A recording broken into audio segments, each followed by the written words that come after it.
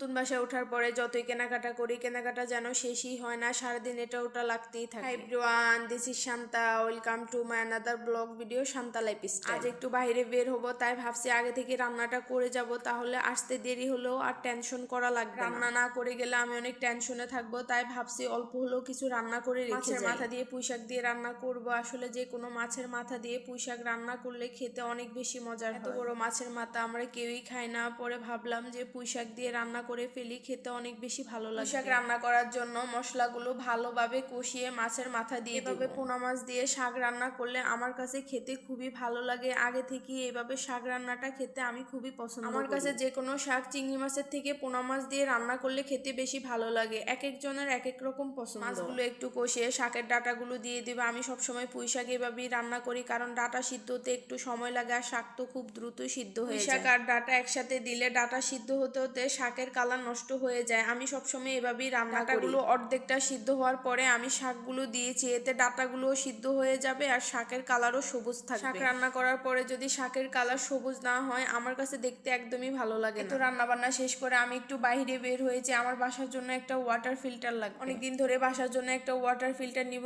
ভাবছি, বাট সময়ের জন্য বের হতেই পারতেছিলাম না। ফিল্টার নেওয়ার জন্য আমরা এসেছি বেস্ট বাইতে ভিডিও করা এলাও ছিল না, পরে আমরা যা পারচেস করেছি তারই ভিডিও করেছি। ফিল্টার রাখার জন্য একটা ফিল্টার স্ট্যান্ডও নিয়েছি, পরে আমি ওনাদেরকে বললাম যে এটা ফিটিং করে দাও। আমার হাজবেন্ড বলে যে এটা ফিটিং করে দেওয়া লাগবে না, আমি বাসায় গিয়ে ফিটিং করবো। আমি বলছি না, এটা এখান থেকে ফিটিং করে নিয়ে গেলেই ভালো হবে, বাসায় গিয়ে আর প্যারা নেওয়া লাগবে না। ফিল্টার স্ট্যান্ড দেখে মনে হচ্ছে খুব সহজে ফিটিং করে ফেলছে, আসলে না, ফিটিং করতে মোটামুটি অনেকটাই কষ্ট হয়েছে। অবশেষে ফিল্টার নিয়ে আসছে। ফিল্টারের জন্য আমরা অনেক টাইম বসেছিলাম, আসলে ওদের শোরুমে ছিল না, ওদের কারখানা থেকে নিয়ে আসছে। তারপরে ফিল্টারটা আনবক্সিং করে আমাদেরকে সব বুঝিয়ে দিয়েছে কোনটা কিভাবে ব্যবহার করব। ফিল্টারের সবকিছু আমার হাজবেন্ড জানে, তারপর আমি ওনাদেরকে বলেছি যে আপনারা একটু ভালোভাবে বুঝিয়ে দেন। তখন আমার হাজবেন্ড বলে যে এইসব আমি জানি, আর বুঝানোর কি আছে, নাচরবান্দা, কোনো কিছুর ব্যাপারে হাজার জানা থাকলেও আমি এর থেকে আরো বেশি জানার চেষ্টা করি। এটা নিয়ে আমার হাজবেন্ড একটু বিরক্ত হয়। ওর কথা হচ্ছে আমরা যেটা জানি সেটা জানার কি আছে। আসার পর থেকে আমার পানি খেতে এতটা কষ্ট হয়, আমি পানির ব্যাপারে অনেকটাই সুজি। আসলে সব রকমের পানি আমি খেতে পারি না। পানি কিনে খেয়েছি, তাও আমার কাছে তিতা লাগছে। আসলে পানি খেতে গেলে হয়তো আমার কাছে গন্ধ আসে, না হয় তিতা লাগে, কি যে করব। পিউরিট এই ফিল্টারের পানি থেকেও নাকি প্রথম একটু গন্ধ আসে, পরে নাকি ঠিক হয়ে যায়, জানি না, খেতে পারবো। আমার হাজবেন্ড বলে যে ঢাকায় থাকতে হলে এরকম পানি খেতে হবে। আমরা গ্রামের পানি খেয়েছি, টিউবওয়েলের পানি, কি যে মজা না। গ্রামের সবকিছুই অন্যরকম টেস্ট, আর আমার কাছে তো মনে হয় পানি হচ্ছে অমৃত। আমরা অনেক যাচাই করার পরে পিউরিট ফিল্টারটা নিয়েছি। এটা হচ্ছে ইন্ডিয়ান, আর বাংলাদেশি একটা আছে, সেটা হচ্ছে ড্রিঙ্ক। আমাদের কাছে মনে হয়েছে পিউরিটটা বেশি ভালো হবে ড্রিঙ্কিটের থেকে, জানি না, ব্যবহার করার পরে বলতে পারবো।